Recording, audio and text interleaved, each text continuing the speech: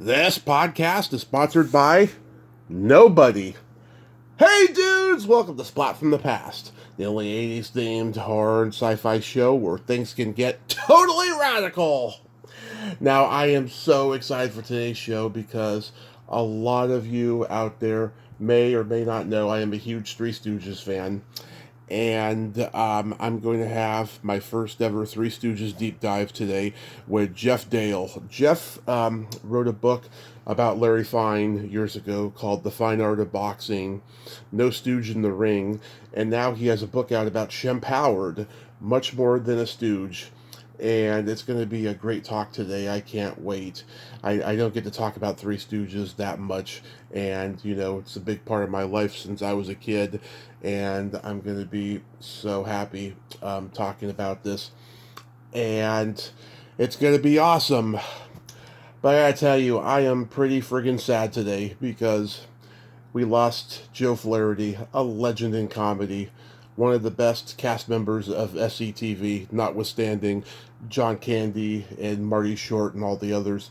This guy was a teacher at Second City who I guess reluctantly joined the cast of SCTV. And boy, did he come up with some pretty memorable characters. Don Caballero, Count Floyd, Sammy Maudlin, a slew of others. It's just a sad, sad loss to comedy. And, oh my God, he was in so many great movies. 1941, One Crazy Summer, Club Paradise, Detroit Rock City, who I just talked about that movie with Catherine Haggis, just to name a few, he was in all of that stuff. And it's a sad, sad loss. Rest in peace, Joe Flaherty. There'll never be another one like you. So yeah, here is my interview with Geoff Dale. Hey, Geoff, welcome to the show. How are you today? I'm good. How are you doing down there? I am fantastic. This is such a great honor. Thank you so much for taking the time today. Oh, it's my pleasure to talk about Shem anytime. Yes. So, let's start with your background. You come from journalism and photography, right? Basically, yeah, that's what I started doing. I've been a writer now for about 50 years, so that's a long time. I hate to admit that. Yeah. But I've been in newspapers, some radio work for the CBC, that's the Canadian Broadcasting Corporation, few magazines, then I've got onto online, so I've been there and done that. Did you gravitate toward that stuff early on in your childhood? I would guess so. I mean, I was always interested in writing. I never thought I was going to be a writer. I thought I was going to be a teacher, actually. Mm-hmm. But I'm a bit undisciplined at times, so maybe writing was a little more on my line. So, and I did start, not officially, but I did start as a movie critic for a daily newspaper back in the 70s. So entertainment was what I was interested in. It didn't always turn out that that's what I gravitated towards, but that was definitely my interest for sure. Definitely entertainment. Yeah, so what was the first movie that ever had an impact on you? Oh my goodness.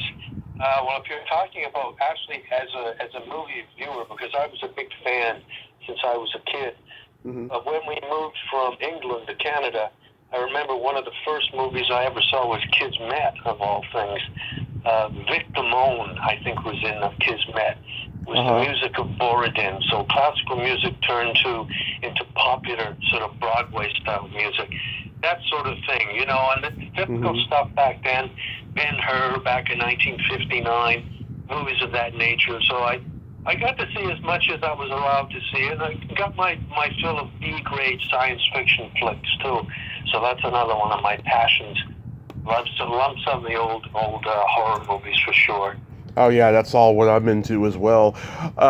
Were there any reviews that you wrote that stand out? Well, one of the reviews I got to do, believe it or not, was Rocky.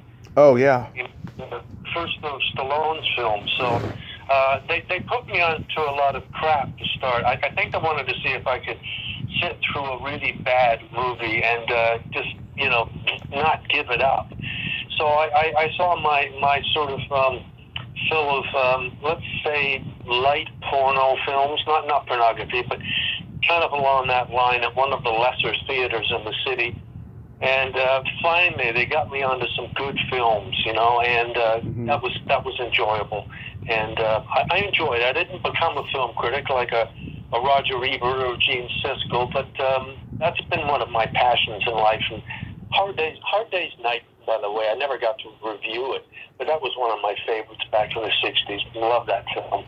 Oh, yeah. God, it's the 60th anniversary of that movie. I love it. It still holds up.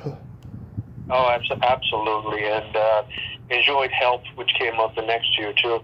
I know John Lennon was not terribly keen on either ones, but there's an awful lot of things, apparently, that John Lennon didn't seem to be very keen on at all. But sometimes I just think being the, I don't know, he was the adventurous, mischievous, intellectual type. I think he liked to hear himself talk sometimes. Yeah, exactly. At the end of the day, it's us who are keen on it and not the artists themselves, They're their own worst critics when it comes to their art.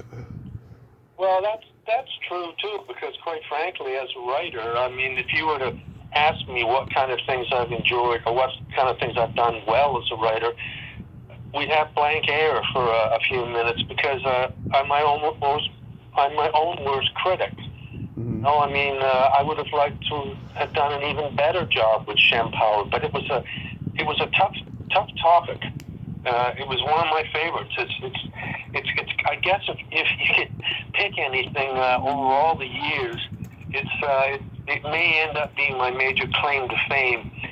Certainly not wealth, but fame, anyways. So I owe Shem something for that, at least. Yeah, so I'm a third-generation Stoogeophile. It started with my grandfather on my dad's side. He saw the Three Stooges on the big screen as a teenager in the 30s and loved them. And then when my dad and my uncles came along, the Three Stooges hit cable, and he indoctrinated them. And then I came along in 1983 when home video and TBS Superstation had the Three Stooges, and so I was indoctrinated. How did your interest start? Well, interestingly enough, when we moved from England in 1955, which kind of shows you how old I am, it was one of the things that hadn't appeared yet on television. That was in 1958 when they got the rights, and basically it was all over the screen, a lot of kids shows. My parents were absolutely dead set against it. Oh, much too violent, et cetera, et cetera. But it made me laugh in a way because thinking that my parents actually didn't grow through, well, they grew through a lot of film, and I just wonder to myself, I never sat down and talked to them and said, now, how do you feel now about the Three Stooges with all the real, absolute graphic violence on movies and even television? I mean, the Three Stooges, you got to admit, they were cartoon-like, if anything else. Oh, yeah. It wasn't really ultra violence. I mean, I don't think there were too many kids, unless they were really demonic, would think that, running a saw across someone's head was something you would do and get a good chuckle out of. So I think it was cartoon-like, and I was introduced back in 58 to that stuff, and I must admit, right from day one, I know it was Curly, Larry, Moe, but the first time that I saw Shem, I was not sort of immediately, saying, oh, who's this guy? I thought my impression was, now, who's this guy? I kind of like this. This is someone a little different. He looks a little like Moe, even a little more tough than Moe. But I like Shem right from the start. So I've been a Shem fan right from day one. Well, I've always been a curly guy. Maybe because I grew up fat and now I'm bald. It's just, I don't know. Maybe it's that, But I've always been a curly guy. But I want to ask you. So you wrote the book, The Fine Art of Boxing: No Stooge in the Ring, about Larry Fine in what, 2013? Thereabouts, and that's going to be re-released fairly soon by my publisher because that was a self-published book. Okay. And it was edited and the like. When I was okay with it, but it needed some work. So the date hasn't been decided yet, but my publisher is hopefully we're going to actually re-release that on a much broader scale. And I think that was also difficult to do, but it was fun because essentially it's a fiction. Mm-hmm. I mean, Larry Fine, as you probably know, did some boxing as a kid, through a mishap in his youth. Mm-hmm. And he did a lot of amateur boxing, actually, as a Kid Ross. That was his nickname. Right. It never went under his real name, so none of the fights were actually covered. So I basically had to start from day one, and being a boxing fan myself from a long, long time ago, I really essentially took what was a fact and made it into a fiction, because the names were not there, the places were not there, and so it's essentially a fiction. And I thought, hopefully, I'm thinking it might have a broader audience once it's out in its published form. And I'm hoping so. And it's very interesting because that's something Larry and Shep, by the way, I like all the Stooges. I do not sort of slam any of them. It's all part of 100 years, 100 years plus of history. So I give them all credit. But Larry and Fine had something very much in similarity, is that Larry, of course, was a boxer, and since a kid, Shemp was a huge fight fan. I mean, back then, boxing and baseball number one, I would think, and boxing number two. Those were the two pretty much most popular sports, and Shemp was a huge, huge boxing fan. And like I said, Larry actually boxed. So maybe that gravitated me towards those two. I'm not sure. Yeah. I mean, it was well known that Larry was a well-known gambler and that he was always complaining about something. I love how in the shorts, if you put him in a scary circumstance, he would scream like a girl and act almost feminine. It was so funny. Yeah, it's true. And yet here you go. Like I said, oddly enough, he was a boxer. He was a lightweight, so about the 130-pound range, and quite good at it, according to his brother, and did quite well. And by the way, his fight career ended with his very, very first pro fight. Got in the ring up against another young fellow in those days, and his father, his mother, no one ever knew about it, but just by some coincidence, a fellow jeweler and a sort of not a comrade in the business, but anyway, said, I understand your son's making his pro debut today in the boxing ring. And he said, what? Yeah.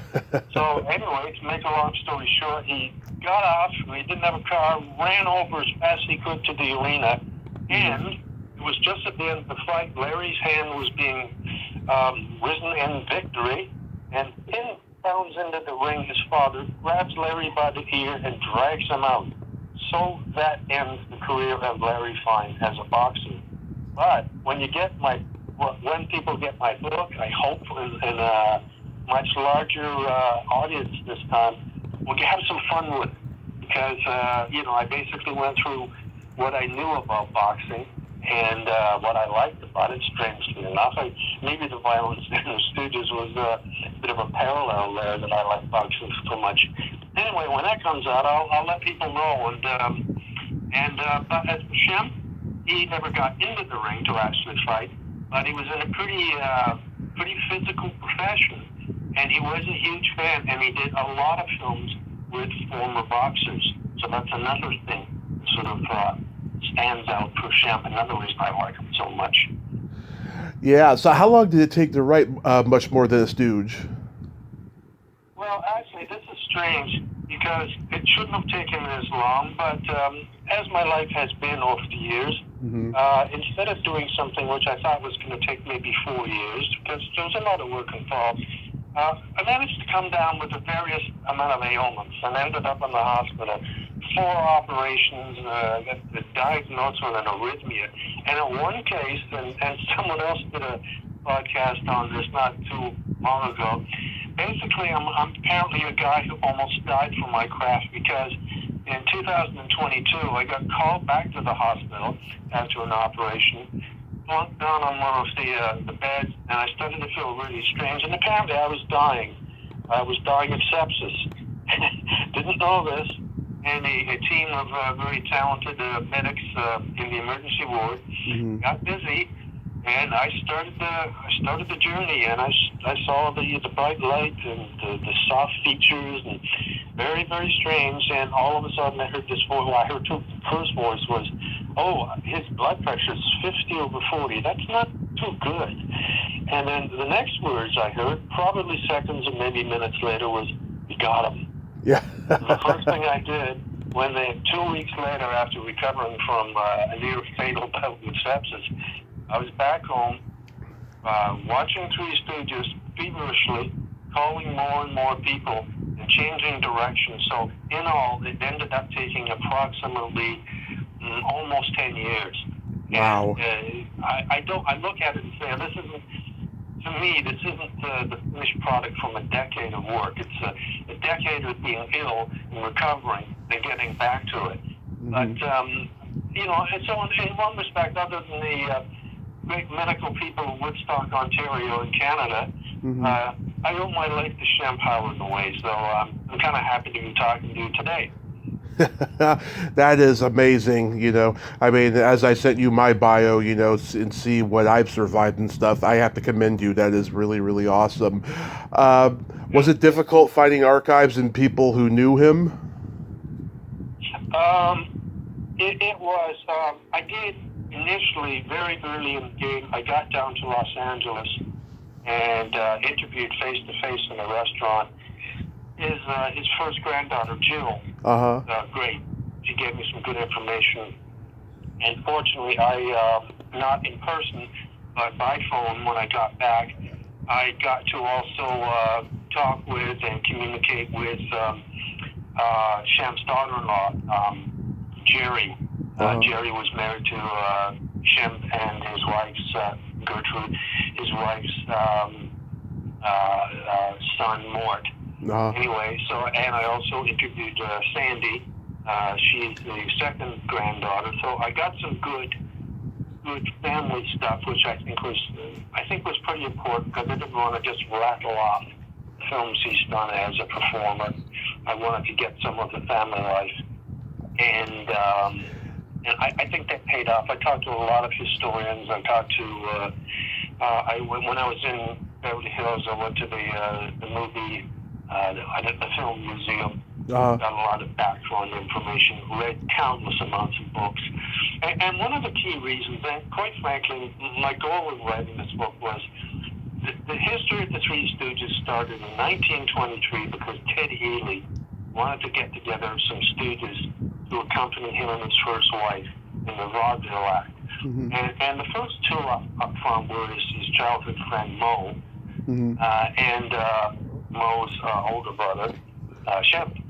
And Shem, quite frankly, even though I don't know who actually appeared on stage first, but Shem, quite frankly, was the original Stooge, because for all that time, up until about 1932, and when eventually the Stooges became the Stooges, with their first flip, that would have been, of course, with Curly. The main Stooge, as far as Ted Healy goes, and that whole conglomeration of Three Stooge stuff, it was Shem. He was, in fact, the original. So I thought, in 100 years, not one single book has ever been written about Shem. I said, and I've got to get to this now.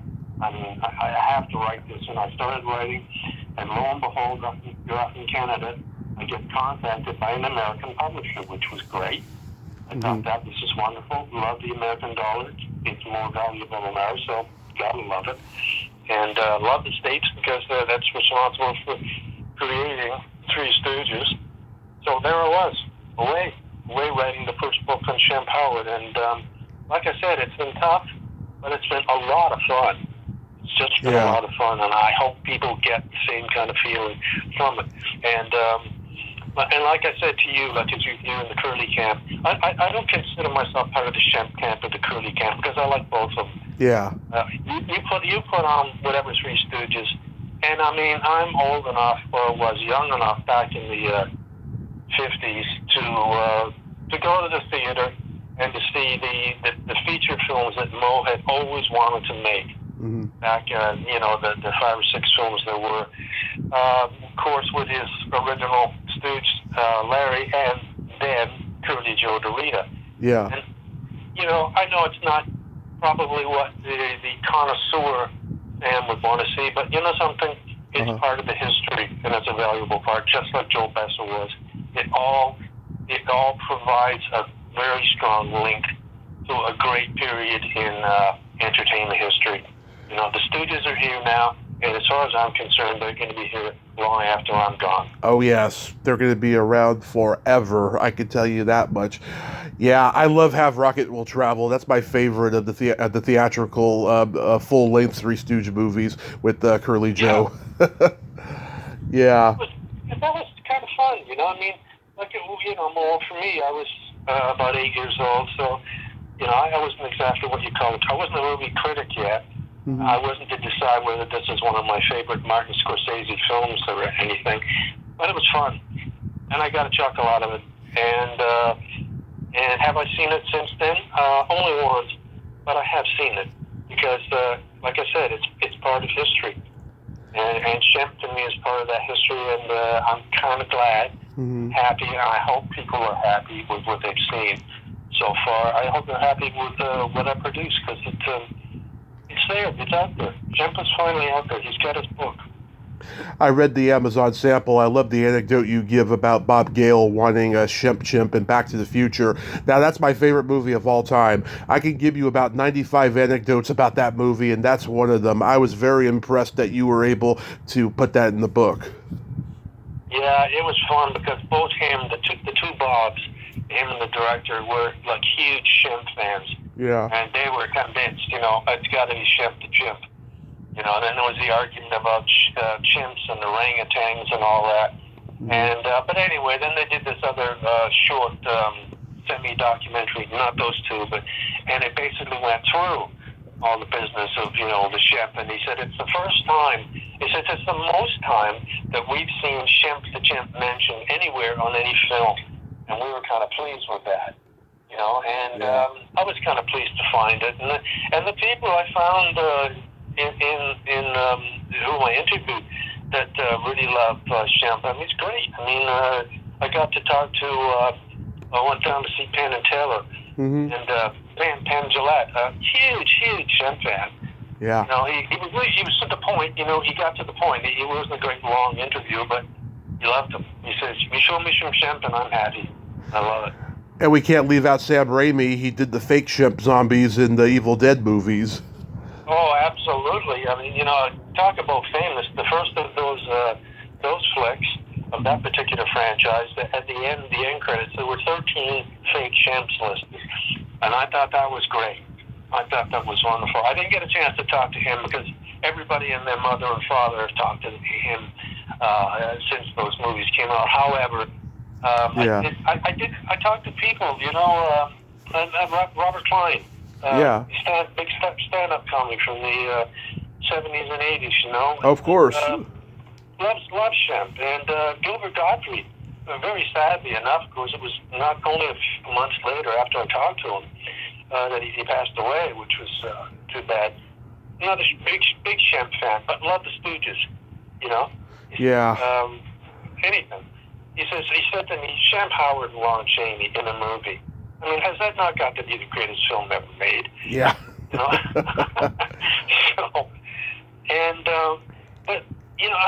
It's amazing, and I don't want to just sort of throw things here all over the map. But I mean, the things you think about for Shemp, I mean, what was Jimmy Stewart's first film credit ever? Uncredited film. It was in a Shemp short. Oh, yeah. 1934. He got paid $50, and everyone says, $50, that's not much. You translate that into the money we get today, that's about $1,162. Yeah. For an uncredited role in the movie. And one of his neighbors, John Wayne, when Shemp did his 105 solo flicks once he left the group themselves, I mean, he was in a really nice part in Pittsburgh, 1941 flick. Some big stars there. John Wayne, Randolph Scott, Marlene Dietrich. Marlene Dietrich, yeah. You name some of the actors that he appeared in during that period. Once he left once he left Howard Fine and Howard and went out on his own. Amazing. You know, the first film noted after Soup to Nuts, that little feature they did, was Jack Haley before he made Wizard of Oz. Yeah, it's years later after that, Bert Lahr, Henry VIII. Yeah. That was before he made that. That was 1934 as well. You know? Yeah. Incredible amount of people. It's so ironic how he was in a coal mining drama with 2 Western stars, and it wasn't even a Western movie. Yeah. It's just great, you know? Yeah. One of these things, too, people, there's always this business about, you know, well, they were pretty small parts in that. You know, remember the famous Russian playwright who said there's no such thing as a small part, only a small actor. Yes, I agree.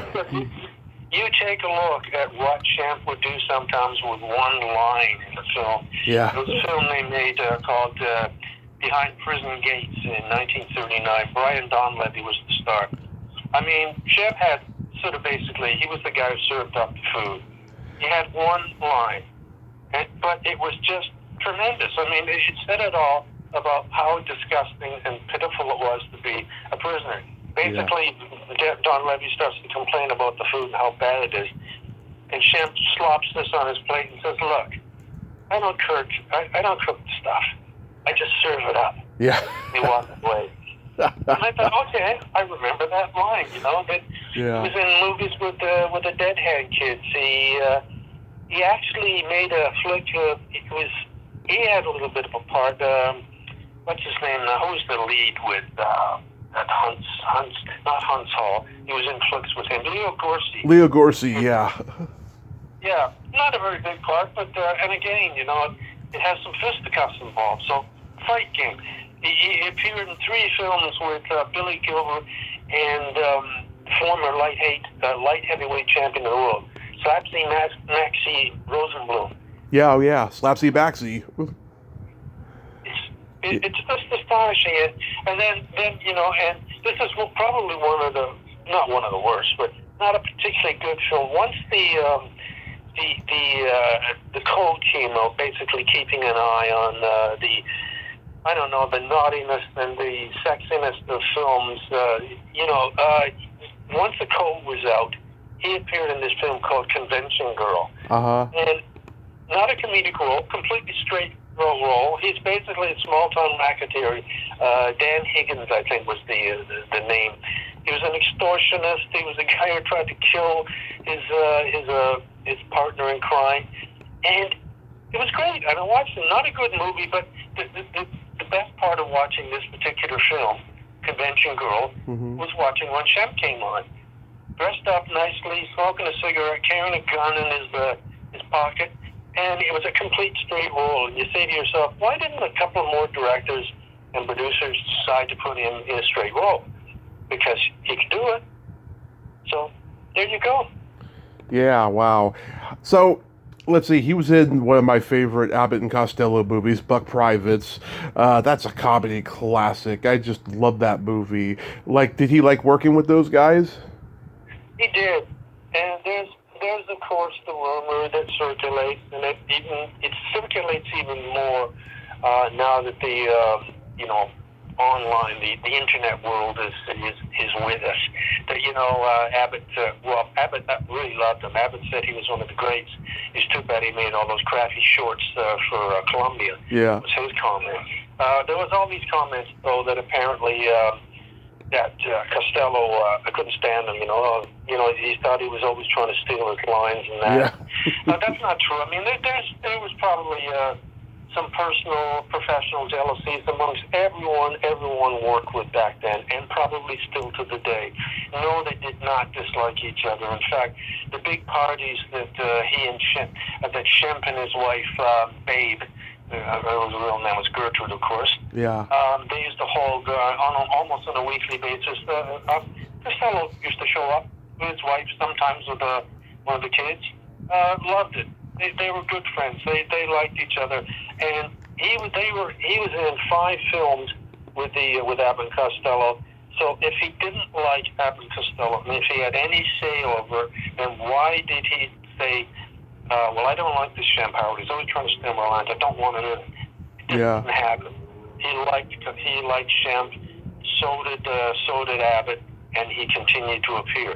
Even in that the last, it was a independent film they did, Africa Screams, which ironically, of course, Joe Besser, who ultimately replaced Shemp after he passed away, he was in it too. Mm-hmm. So you look around at all these different films, and you look at the great Joe Palooka series that Shemp Howard played Nobby Walsh, and I mean, boy, you say to yourself, now that guy, I mean, not only was he funny and good on screen, I mean, he knew what the boxing world was like. He knew how to act. He knew how to sort of maneuver himself, how to be on the ring, off the ring. He knew the dialogue, the sort of the phraseology from the fight world.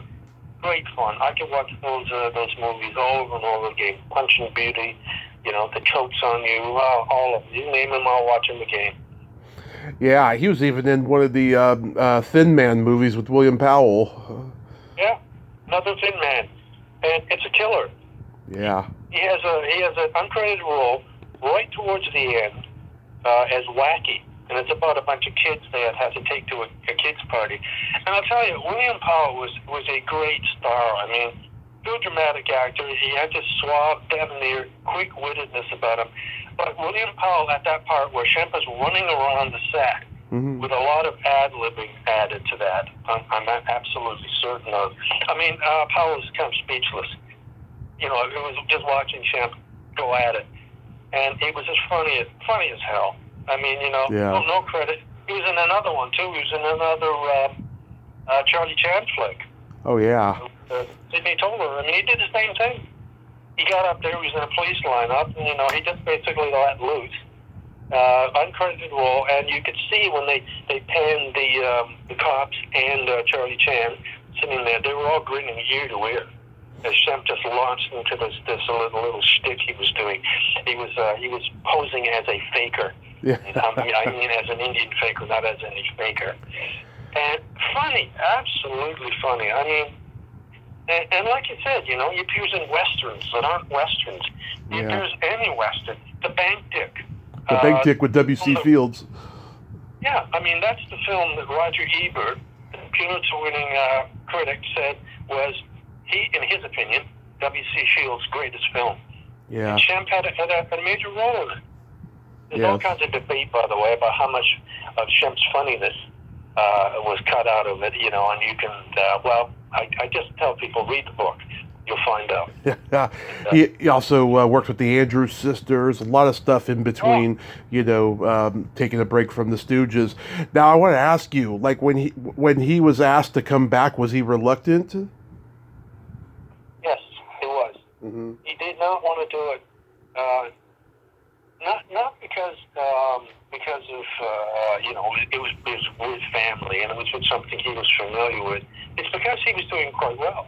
Yeah. I mean, there were his own series that he had latched onto, and there was probably more work available to him because that was what was happening with a lot of people who were floating around like him. Like, people like, say, Harpo Marx, appears on the Lucille I Love Lucy show. Is the kind of stuff, there was a lot of availability, and I'm sure Shemp could have done it. But the fact was that he knew that Curly was very ill. I mean, he not just suffered the one major stroke during Halfwit's holiday, but he had suffered more than that. His lifestyle was not the greatest, and he was very ill. So the deal was with the contract that he would come back, but only on a temporary basis. As soon as Curly was better, he would come back, and then basically Shemp would go back to being a freelancer. And of course, as we all know, that didn't happen. Yeah. He died in 52, and Shemp was back, or at least for the little time that he was back too. Yeah, wasn't Shemp in one of Curly's shorts as an extra? Yeah. It was one of the very early ones, basically. Yeah. I'm trying to think of the name now. It's got Lion in it.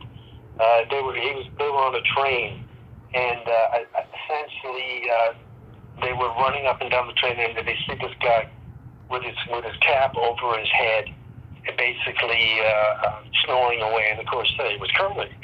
And there was the three of them. The first time ever that the four original Stooges had appeared together in a film, and it was great. It was kind of sad in a way, but it was great that that Curly could basically. By the way, it was called Hold That Line from 1947, and it was great that Curly at that point was still well enough to, or at least he didn't have any dialogue, but he could appear on screen, and he was supposed to appear on another film, which was called Malice in the Palace in 1949. Love that one. Yeah, he was supposed to be a rather mean, mustachioed, much thinner chef wheeling a meat cleaver at the other Stooges. And it's sort of interesting. That particular film is quite fascinating because it's sort of famous for what it didn't have in it, which was, of course, the Curly bit, which just didn't make it for obvious health reasons and other. And for what it did have, and what it had was a much bigger part for Larry. Well, once Shemp was back, Larry had much larger parts in. He was not just the middle stooge. That particular one, if you remember that, I mean, it was with the cat and the dog. Yep. And chasing the cat and the dog with the meat cleaver. Hot dogs, when it comes to cooking them, the cats meow. Great. I mean, another great line. Yeah. That was one of my favorite. Mine too. Films. Yeah. So, like, what are your favorites? What are my favorites? Uh-huh. Well, almost my favorite. It's kind of odd in this way because a lot of people are going to say, well, Bridal's Groom, which is one of my favorites. Number one, because it's got Christine McIntyre in it. Yeah. Christine McIntyre. She broke his nose. Oh, she was absolutely wonderful, and I absolutely loved her cousin Basil bit in that. Yeah. And actually basically knowing that Shem said, no, you're not hitting me hard enough. You got to just basically haul back, smack me right through that door. Yeah. That's what she did. Yeah. Was knocked senseless, and she was absolutely beside herself. And he sort of, groggily said to him, now that's what I was talking about. Perfect. My favorite Shemp Stooge flick, anyway, or close to it, is the very first one that he appeared in when he came back, and that was Fright Night. Oh, yeah. Again, what was the subject? It was boxing. Yeah. And even though this was initially written with Curly in mind, Shemp walked back into the role, even though it was not tailored towards him. He walked back. It was seamless. He basically, it was sad. You knew right away when you're watching the one after Curly had quit. Yeah. But I just loved it. I thought the fight scenes were realistic. They were hilarious. They were absurd, but they were realistic enough because you knew Shemp knew the fight game. I mean, he was good at Malice in the Palace. Is another one of my favorites. Shivering Sherlocks, loved that.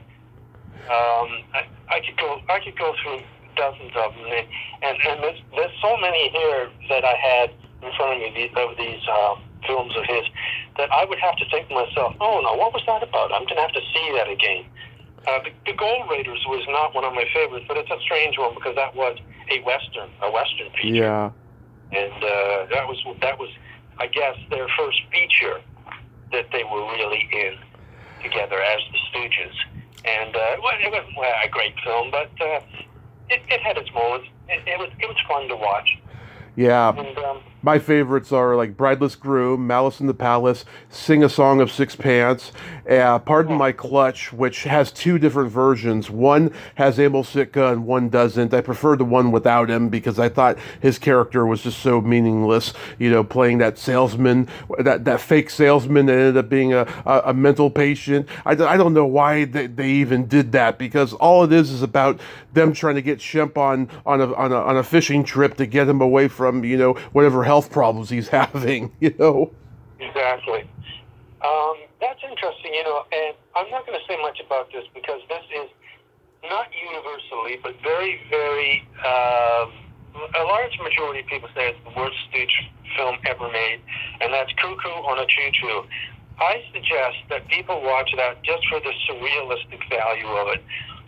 The link to Harvey with James Stewart and the nonsense. I mean, it is bizarre. And I mean, these are Stooge characters well, they're not the Stooges.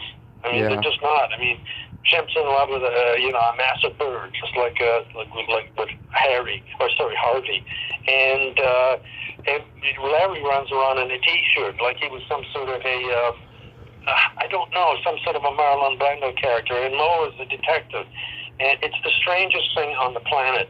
But it's also the film that the young girls, the granddaughter, the one granddaughter, and the daughter-in-law got to sort of see them working, and they had a great time. And I just say, just for the silliness, the outrageousness, then you can decide at the end of it, is it the worst film they ever made, film short, or not? I don't think it's the worst they ever made, and I think it's surrealistic, and I love surrealism. So, Yeah. there you go. I always wanted to know, though, is there a reason why the Shemp and Joe Besser eras didn't have music during the Columbia logo, and instead the music started when you see their faces and then that smiley face theater mask was shown? Because when I was growing up, the Columbia logo on the Shemp and Joe Besser shorts were cut from TV because there was no music. But now that I have every Stooge short on DVD, I see it now. Yeah. Something, I did do a little bit of research in that. Obviously not enough because I don't have the answer either. It still remains a mystery to me. So for anyone who's out there and who wants to write a whole book on that particular little glitch or whatever it is, go ahead. Be my guest. Yeah, and oh my God, for Curly favorites, I mean, I can go on and on with that. I mean, Woman Haters, Disorder in the Court, Dizzy Detectives, The Plumbing We Will Go, Violent is the Word for Curly, Three Little Pigs, Big Skins, Dutiful but Dumb. There's a lot of Curly classics. Oh, absolutely, and I have my feeling is I felt sorry for Shep in a way because I like to describe Curly as a force of nature. Mm-hmm. It was that.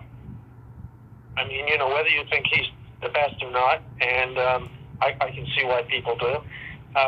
My feeling is for Shem to have to go in after Curly. I mean, good Lord. Like I said, force of nature. That's incredible. But I wish that people would understand. You know something? Shem did one heck of a job. Because he did give it his own. He did give it, and he was the original. That was what he did in those early days between 1923 and 1932. I mean, that's the stick. Larry came along, I believe, I think it was March of 28. I hope I'm not misstepping there and giving the wrong date. But anyway, so, Shep did have a lot of background. He was part of the original trio. And I think he did a damn fine job. The biggest problem is with a lot of the Shemp shorts is, well, number one, shorts were on their way out. Yeah. The budgets were cut. There was considerably less on location shooting, which really, really sort of put a damper on it. So they had to work that much harder. Yeah. Even more repetition. I mean, there was repetition in the early days with Columbia shorts. That's not something that came along. It wasn't invented with the Shemp shorts. That happened with with the Shemp material. They would borrow from other sources in Colombia. So the point is they were facing all kinds of setbacks, budget cutbacks, like I said, and rewritten scripts, and not a lot of originality. So you got to give the guys credit. I mean, they gave 100%, all three of them. And and even Besser to a certain extent. He was a different character. I prefer Besser, quite frankly, in his other material. I'd rather see him with Abbott Costello than I would with the Stooges, to be honest. Yeah. However, he did his best, and Dorita did his best, and basically Moe's dream came true. They got to be in their own feature films, and that was late in their career. They were, they were older than, and he still had some time to enjoy that fact. Yeah. And they were the only contract players at Columbia that actually got along with Harry Cohn, allegedly. Yes. Yeah. I mean, there's a lot of stuff, by the way, that I went through, and I didn't really make reference to a lot of it because a lot of it is just absolutely nonsense. Factoids that we're getting about them that are not true, and they're spread around even more these days because we've got the internet. I mean, it started way, way, way back, but like it's professional rivalries and such. Well, that's natural with this business. It still goes on today. I mean, how many stories do you still read about what actor or what well-known actor today doesn't get along with Brad Pitt or with someone of that nature, Yeah. It's going to happen all the time. Then it's going to happen that you'll get a rebuttal and saying, that's not true. I get along with this fellow fine. So the stuff about Ted Healy, it's absolute nonsense. And if you don't believe me, then go out and get Bill Cassara's book on Ted Healy. Absolutely magnificent. I'll check it out. Absolutely. Great resource, and he was, and Bill was very helpful in chatting with me about it. And you can see where Healy. I mean, the bottom line is, why were the Stooges so good at playing alongside fairly tall men?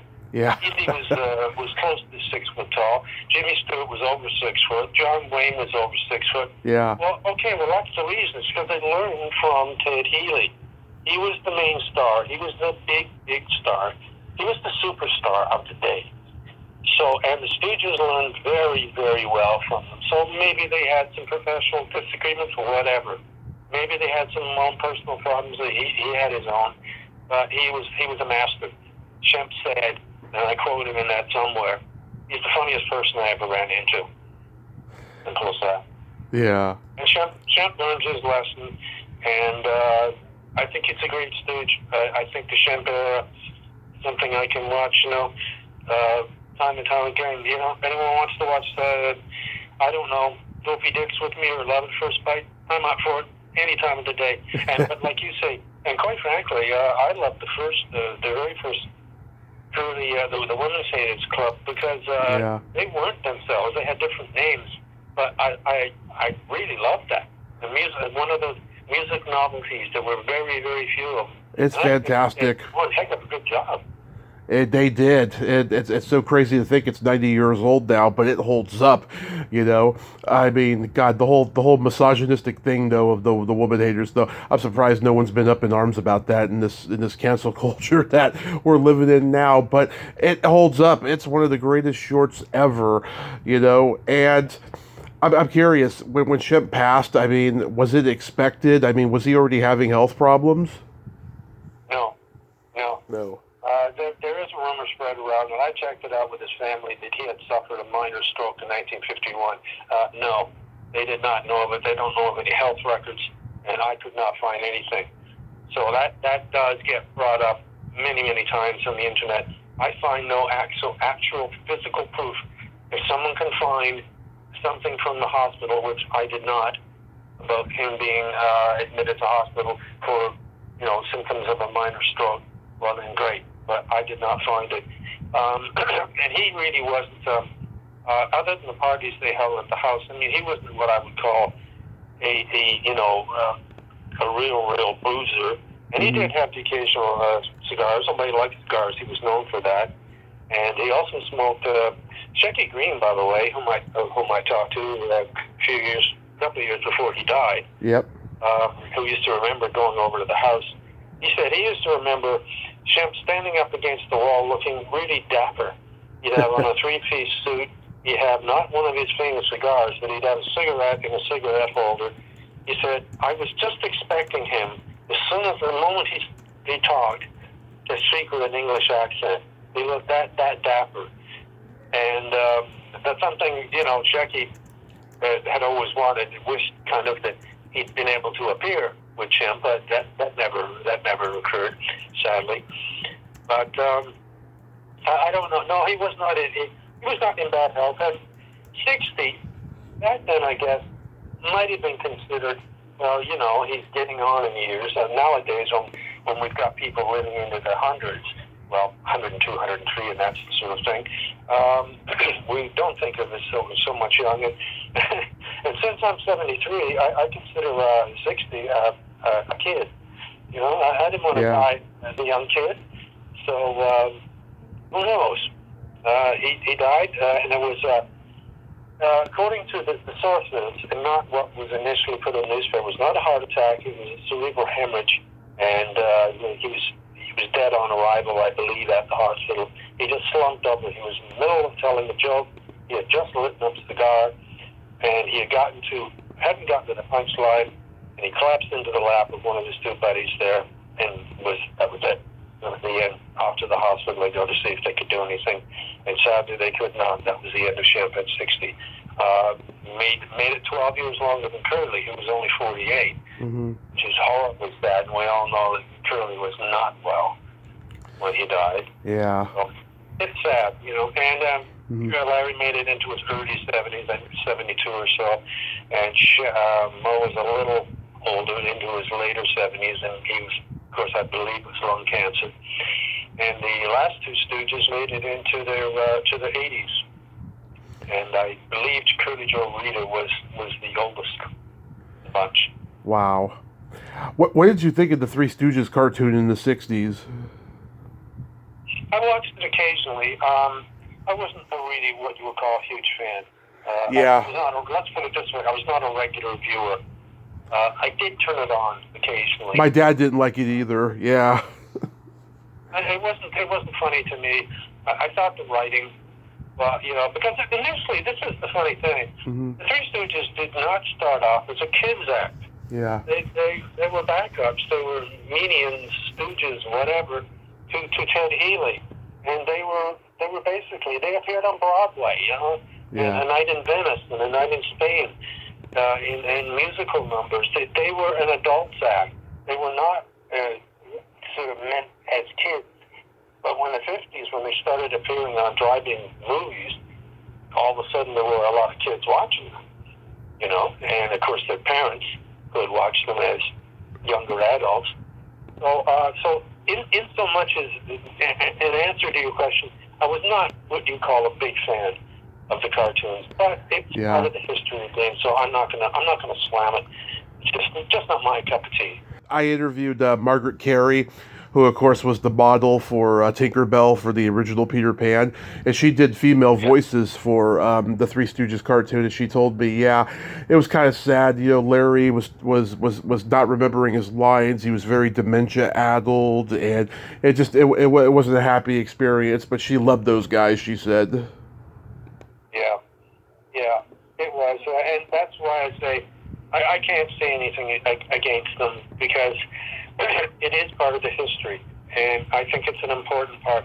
And the bottom line is, if we fans can take sort of any credit or any pride in it, we are part of history, like you just said momentarily.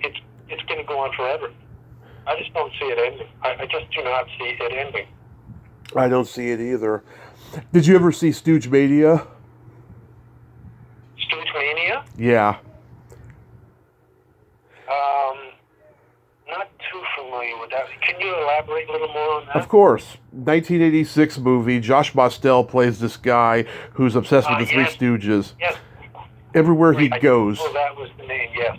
Yeah, everywhere he goes, he sees them. Yeah, it was a huge part of my childhood. It's on YouTube now. It needs to be on Blu-ray. I just think it's so clever and underrated. I mean, the people I've talked to who were in it told me it was not a happy experience. The director came from documentaries, and he didn't know how to work with actors and all of that stuff. But I just think it's a very underrated movie. Well, I think, too, now that you remind me of the name, the fact that you mentioned Josh Mostel, I mean, great. What a great performer. I mean, just like his dad, Zero Mostel, I mean, He's Yeah. done some good stuff over the years. And that, you're right, definitely underrated, and I would like to see it on a better format, actually, much better. And I think it deserves another look. Absolutely. So, what's the reaction been to the book? Well, I've got a lot of good reaction. My publisher is selling it, of course. He's out of Orlando, Florida. That's Bear Manor Media, and it sells quite well on Amazon, I believe. I think a lot of it's a lot of online selling. It's strange. I don't know how much in person there. Barnes and Noble has it too. I'm getting some good reactions. People are. I think a lot of it, and as I say, I'm my own worst critic.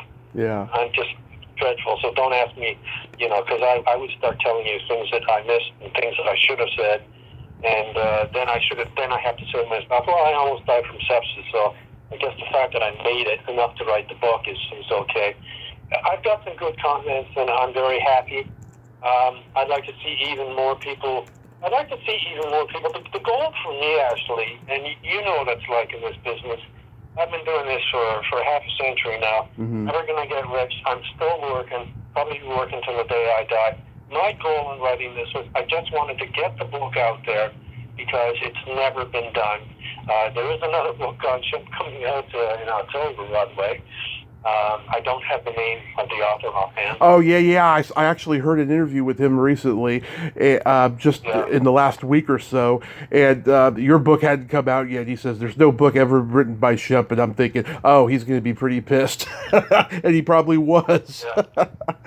He now knows, because I read one of the ads, and it said, yes, there is I think this might have been his publisher's. Yes, there is one that's already out. And but that's great. There's going to be 2 books out now. So, yeah. And I wish them all the best. This is a tough business. I've been in the print media now, like I said, for half a century, and I'm telling you, this is a tough place to make a living. It is really tough. It is. And the more people that can get out there and read Shemp, and so it's the only thing I can advertise it is the first Shemp Howard book. So right until now, which I believe is October the 1st, there I'm doing an ad for the other guy too. This will be the only book, and then there'll be 2 books. And who knows? Maybe there'll be a cottage industry after this. So. Yeah. So what's next for you? Are you going to write a Moe or Curly book next? No, I'm not. I am thinking of something, and I really don't want to give it away because then I got a feeling that 2 things will happen to me. Number one, someone will say, oh, good, I'm going to write that too. And secondly, I'll all of a sudden get stiff again. So instead of taking me 2 years to write, it'll take me 10 years to write. Well, of course, that will make me 84. So no, I don't think that's going to happen either. I do have a couple of ideas. And one of these days I'm going to write a book on what I think is the most underrated and I think fabulous fantasy movie ever made, and that was The Seventh Voyage of Sinbad with Kerwin Matthews. Love that movie. Love it. I have that movie in different formats, and there's 3 reasons for me that movie is the best until all the great special effects came out. I mean, I thought it was great. Bernard Herrmann wrote the music. Ray Harryhausen did the special effects. John Landis was influenced by it. He has said in interviews that the moment he saw that movie, he wanted to be a filmmaker. I just love it. Everything about it.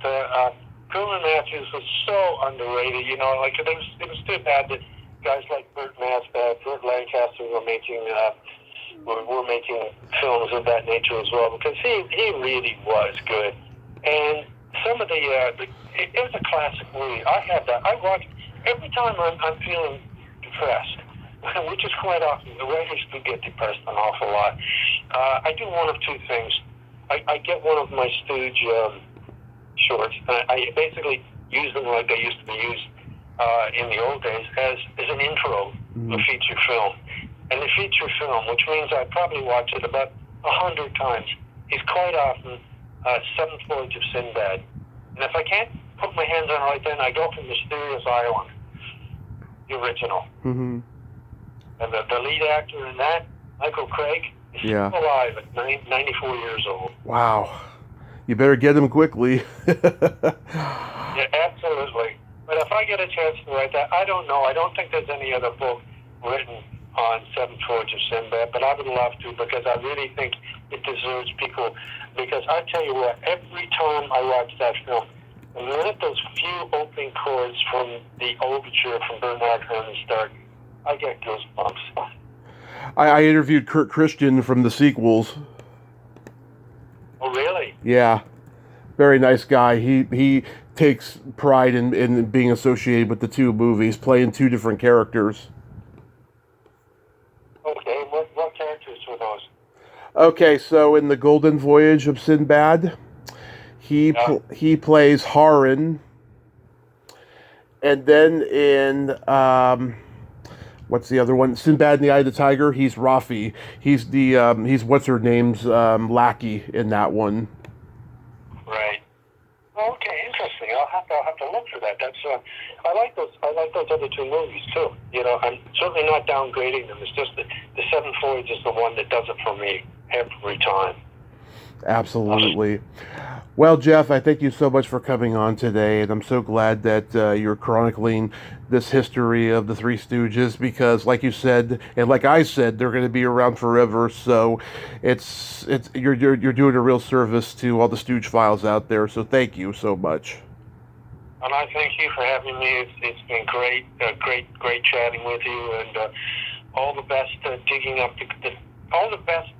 the great material on all this stuff from our past and even into the future. You know, just keep at it. It's great fun listening to it.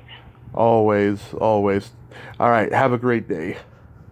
You too. Bye for now. Thank you. Bye-bye. Well, there you have it. Geoff Dale. Ain't he a cool dude? Oh, what a nice guy. I'm so glad we could talk today. And, oh my God, he's actually a pretty funny guy, too. He should have been in comedy. But I'm glad that he's written the book about Shemp. Go check it out. Much More Than a Stooge, available on Amazon.com. Well, until next time, this is Tommy Throwback Kovac saying, there's no shame in living in the past. Because the present sucks. Later, dudes!